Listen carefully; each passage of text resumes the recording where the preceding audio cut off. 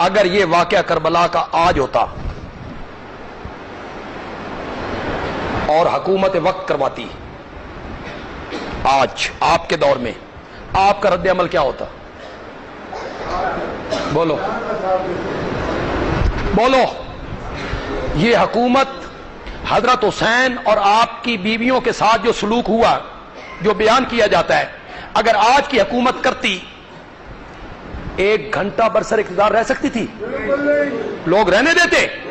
حضرت حسین کے لیے اور نبی پاک کے گھر کی خواتین کے لیے لوگ تو سینے پھاڑ کے سامنے آ جاتے۔ لیکن 54 صوبوں کے مسلمانوں میں سے کسی ایک مسلمان نے بھی اس واقعہ پر احتجاج نہیں کیا۔ کیوں؟ وہ جانتے تھے کہ یہ ساری شرارت کن کی ہے؟ کوفیوں کی، جنہیں خط لکھ کے بلایا، دعوت دی، انہی لوگوں نے حضرت حسین کو کیا کر دیا؟ شہید کر دیا۔ کوئی احتجاج نہیں، کوئی ایف آئی آر درج کروانے کے لیے نہیں آیا، کوئی مدعی نہیں بنا۔ اسی لیے نا کہ ساری دنیا کو یہ پتا تھا کہ یہ ساری شرارت اور کارستانی کن کی ہے؟ کوفیوں کی ہے۔ یہ سب کچھ انہی نے کی ہے۔ دیکھیں، میں آخر میں کچھ حوالے آپ کو دینا چاہتا ہوں، یہ ویڈیو بھی بن رہی ہے، اس میں بھی یہ محفوظ ہو جائیں گے۔ حضرت حسین رضی اللہ تعالیٰ عنہ اور ان کے کنبے کے قاتل کون ہیں؟ میں کہوں، آپ کہیں، تاریخ کا کوئی مورخ کہے، یا خود حضرت حسین کہیں،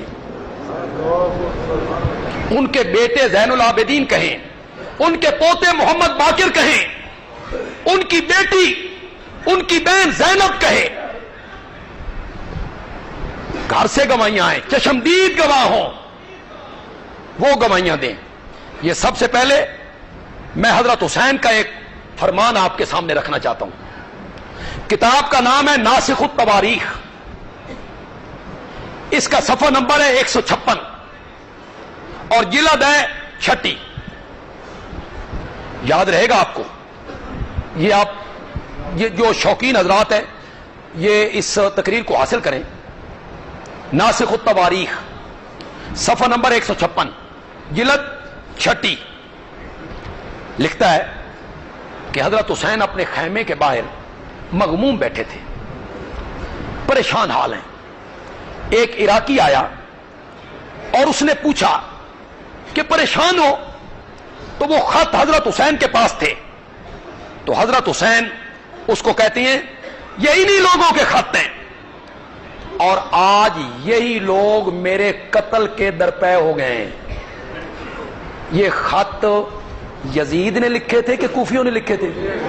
تو حضرت حسین کیا کہتے ہیں؟ یہ انہی کے خط ہیں اور یہی لوگ میرے قتل کے درپے ہو گئے ہیں۔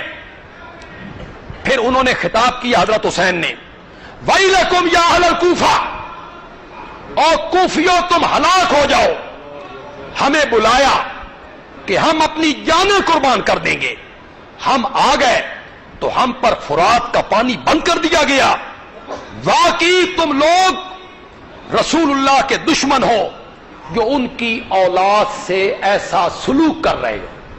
تو حضرت حسین کس کو کہہ رہے ہیں؟ وَيْلَكُمْ يَا أَهْلَ الْكُوفَةِ، او کوفیوں تمہارے لیے ہلاکت ہو۔ یہ دوسرا بیان ہے زین العابدین صاحب کا۔ یہ کون ہے؟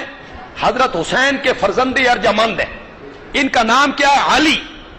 علی ابن حسین۔ کہتے ہیں یہ بچے تھے، بچے نہیں تھے، 24 سال کے جوان تھے کربلا کے واقعہ کے وقت۔ ان کے ایک بیٹے کا نام محمد باقر تھا جس کی عمر 2 سال تھی، یعنی شادی شدہ تھے۔ حضرت زین العابدین کا یہ بیان احتجاج طبرسی صفحہ 158، ناسخ التواریخ صفحہ 245 جلد 6۔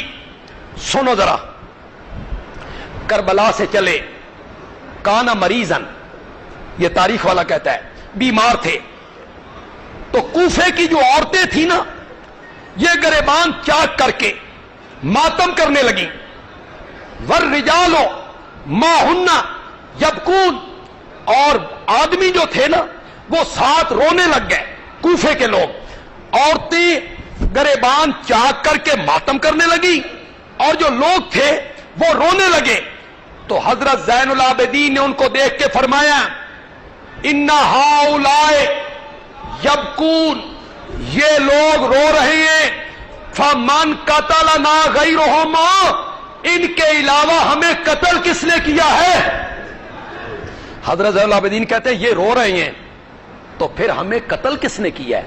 یعنی وہ کہنا چاہتے ہیں انہی نے ہمیں مارا اور یہی اب گریبان چاک کر رہے ہیں اور رو رہے ہیں. تیسری گواہی سنیے، یہ حضرت علی کی بیٹی ہیں زینب، حضرت حسین کی بڑی بہن ہے رضی اللہ تعالی عنہم اجمعین. کیا کہتی ہیں؟ اے اہل کوفہ، تم ہم پر روتے ہو. حوالہ دے دوں پہلے، جلاء العیون ملا باقر مجلسی کی، صفحہ 504 ہے. ناسخ التواریخ صفحہ 245 جلد 6. حضرت زینب کا قول پڑھو، اے اہل کوفہ، تم ہم پر روتے ہو حالانکہ تم نے قتل کیا. اللہ کی قسم تم پر لازم ہے کہ بہت روو، کم ہنسو، تم ہمیشہ عذاب میں مبتلا رہو. کل قیامت کے دن نبی کو کیا جواب دو گے؟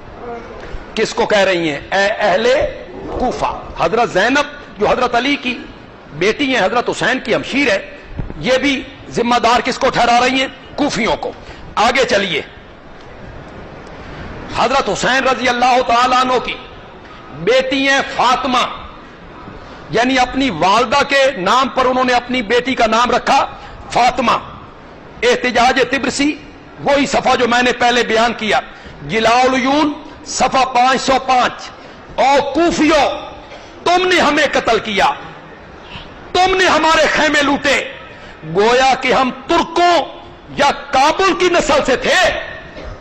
تم نے ہمیں ترک کی نسل سمجھ لیا یا کابل کی نسل سمجھ لیا. جس طرح کل تم نے ہمارے دادا علی کو قتل کیا. جی حضرت فاطمہ کیا کہہ رہی ہیں کہ میرے دادا حضرت علی کے قاتل بھی تم ہو کوفیو. جس طرح کل تم نے ہمارے دادا علی کو قتل کیا، تمہاری تلواروں سے ہمارا خون ٹپک رہا ہے. یہ حضرت حسین کی بیٹی کا بیان ہے. حضرت علی کی ایک بیٹی ہے ام کلثوم، یہ حضرت حسن سے بھی بڑی ہیں، حضرت حسین سے بھی بڑی ہیں، سب سے بڑی بہن ہے ام کلثوم بنت علی. کوفیو، تم نے حسین کو دھوکہ دیا، تم نے انہیں قتل کیا، تم نے ان کا مال لوٹا، خواتین کو قیدی بنایا. اب تم روتے ہو، اللہ کرے تم برباد ہو جاؤ. خواتین کو قیدی بھی تم نے بنایا، مال تم نے لوٹا. کوفے کی عورتیں بال کھول کے روتی ہوئی آئیں، اپنے منہ پہ تماچے مارنے لگیں. حسینی قافلہ کے قریب آئیں تو ام کلثوم نے کہا تمہارے مردوں نے ہمیں قتل کیا اور تم ہم پر روتی ہو. اللہ قیامت کے دن تمہارے اور ہمارے درمیان فیصلہ کرے گا. تو انہوں نے بھی ذمہ دار کس کو ٹھہرایا؟ کوفیوں کو. اب آ گئے محمد باقر، یہ حضرت زین العابدین کے صاحبزادے ہیں اور 5ویں امام ہیں. ان کا خطبہ جلاء العیون میں صفحہ 326 جلد پہلی. کوفیوں نے حضرت علی کی بیعت کی، پھر توڑ دی، پھر ان پر تلوار سونتی، ان کو شہید کیا، پھر ان کے بیٹے حسن کی بیعت کی، پھر اسے دھوکہ کیا، خنجر ان کی ران پر مارا، ان کا خیمہ لوٹ لیا، حتیٰ کہ انہوں نے معاویہ سے صلح کر لی. پھر 20,000 عراقیوں نے حسین کی بیعت کی اور جنہوں نے بیعت کی انہوں نے تلوار ان پر چلائی اور شہید کر دیا. جلاء العیون صفحہ 326 اور جلد پہلی ہے یہ حضرت محمد باقر کا بیان ہے جی، خود کوفیوں کا اعتراف ہے جرم. دیکھو جی، کتاب کا نام ہے مجالس المومنین، صفحہ 241 ہے. اس کا لکھنے والا ہے قاضی نور اللہ شوستری. یہ ساری کتابیں جن کا حوالہ میں دے رہا ہوں نا، یہ اہل سنت کی نہیں ہیں. سمجھ آ گئی نا؟ آگے سمجھ، یہ اہل سنت کی نہیں ہیں یہ کتابیں. کوفہ کے لوگ واقعہ کربلا کے بعد مل بیٹھے، افسوس کرنے لگے کہ دنیا آخرت کا خسارہ ہم کو حاصل ہوا. ہم نے حسین کو بلایا، پھر غداری کی، تلوار چلائی، اب ہم شرمسار ہیں، توبہ کرنا چاہتے ہیں. اور اس کا طریقہ یہ ہے کہ ہم بنی اسرائیل کی طرح ایک دوسرے کو قتل کریں. یہ کہتے ہوئے وہ تمام لوگ زانوں کے بل زمین پر گر پڑے.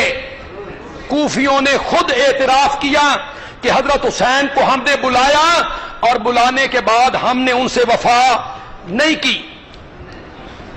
ایک حوالہ شاید میں نے اس سے پہلے کسی تقریر میں نہ دیا ہو، لیکن آپ اسے پلے باندھ لیں. حوالہ ہے خلاصۃ المصائب، کتاب کا نام ہے، صفحہ 201 ہے. کیا کہتا ہے؟ لیس فیہم شامی. سمجھ تو عربی اتنی تو سمجھ آ گئی نہیں. لیسا نہیں، لیس فیہم شامی ولا حجازی بل جمیعہم من اہل الکوفہ. حضرت حسین کے قاتلوں میں کوئی شام کا بندہ شامل نہیں ہے، کوئی حجاز کا بندہ شامل نہیں ہے، بل جمیعہم اہل الکوفہ، بلکہ وہ سارے کے سارے کون تھے؟ کوفی تھے، جنہوں نے حضرت حسین کو خط لکھ کے بلایا اور پھر عین موقع پہ غداری کی.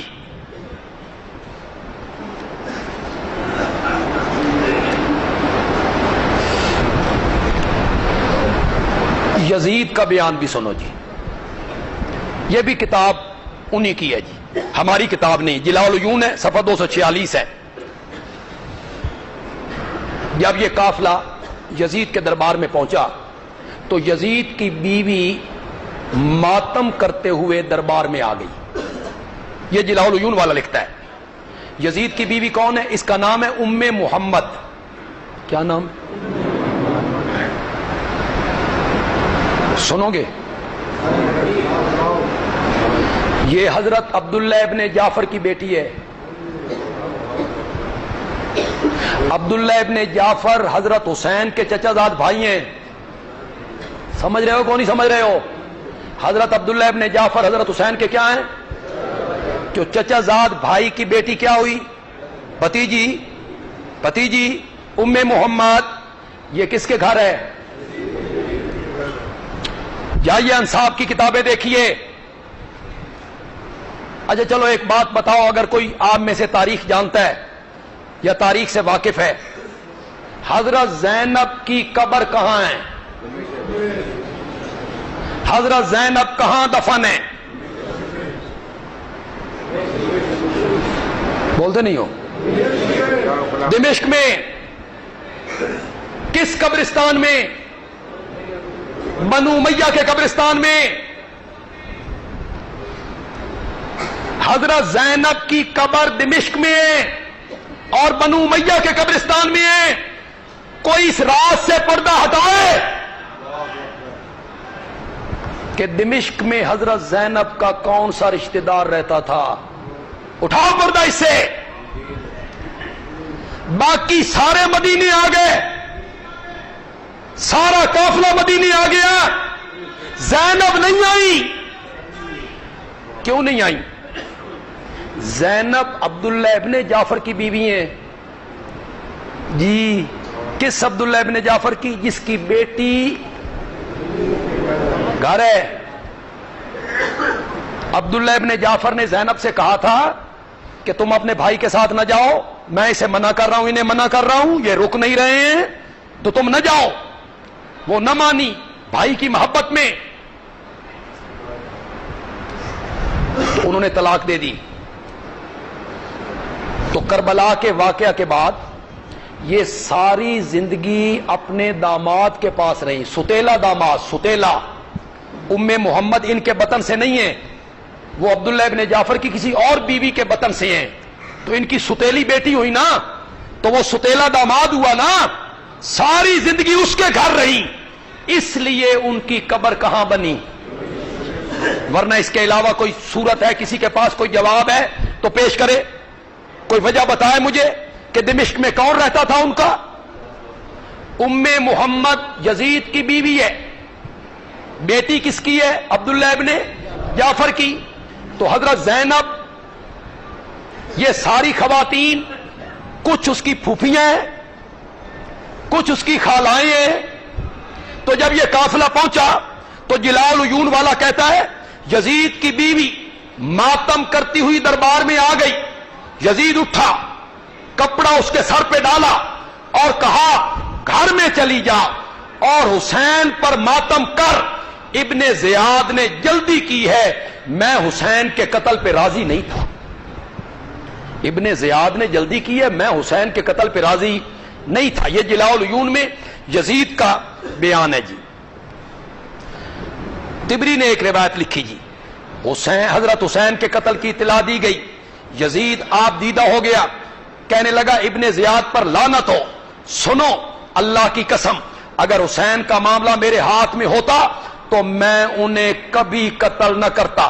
اور خلاصۃ المصائب میں لکھا گیا یزید نے کہا میں حسین کو ہر حالت میں بچا لیتا، چاہے مجھے اپنی اولاد کی بھی قربانی دینی پڑتی تو میں حضرت حسین کو بچا لیتا۔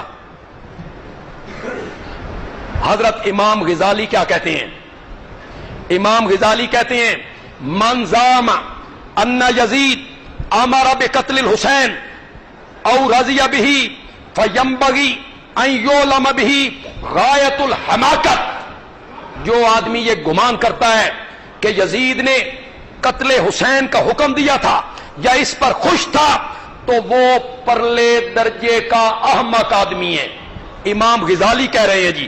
ابن تیمیہ کہتے ہیں ولم یامر بقتل الحسین، نہ اس نے حضرت حسین کے قتل کا حکم دیا، نہ خوشی کا اظہار کیا، نہ حضرت حسین کا سر مبارک اس کے دربار میں لایا گیا۔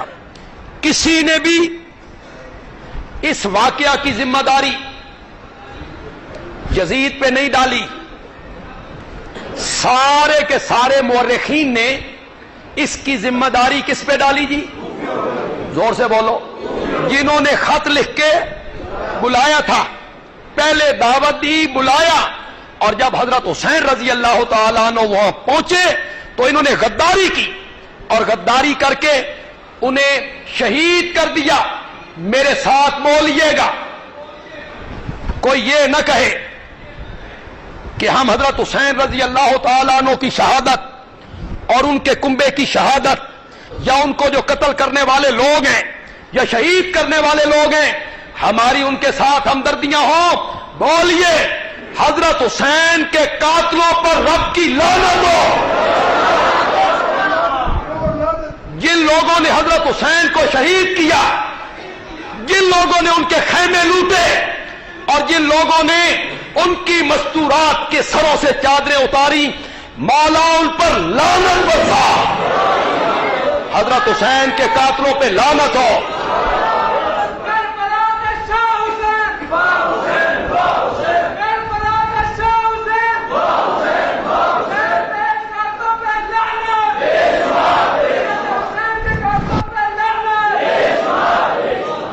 جو لوگ بھی اس واقعہ میں ملوث ہیں، قیامت کے دن وہ اس کی سزا بھگتیں گے انشاءاللہ۔ کوئی بھی ہو، جو بھی اس واقعہ میں ملوث ہو، اور حضرت حسین کے شہادت کے اس حادثے میں جو بھی ملوث ہو، رب کی اس پہ لعنت ہو۔ میرے ساتھ ایک بات اب آپ کہیں گے، واہ حسین واہ حسین، جو دہکتی آگ کے شعلوں پہ سویا۔ ایسے نہیں، ایسے نہیں، پورا گونج اٹھے مسجد۔ جو دہکتی آگ کے شعلوں پہ سویا، جو جوان بیٹے کی میت پہ نہ رویا، جو جوان بیٹے کی میت پہ نہ رویا، جس نے اپنے خون سے عالم کو دھویا، کچھ نہ کھویا، جس نے سب کچھ کھو کے پھر بھی کچھ نہ کھویا۔ ہم تو یہی کہیں گے حسین تجھ پر شاباش ہو، نیک نیتی سے نکلا، اور نیک نیتی ہی کے ساتھ جب سمجھ آ گئی تو اپنے موقف سے کیا کر لیا؟ رجوع کر لیا۔ پہلا مرحلہ تو ختم ہے۔ جو لوگ جانا چاہتے ہوں تقریر سننے کے بعد ان کے اشکال ختم ہو گئے ہوں تو وہ جا سکتے ہیں۔ جن کے میرے پاس پرچیاں ہیں کچھ اور کسی کے پاس پرچیاں ہیں تو مجھے دیں۔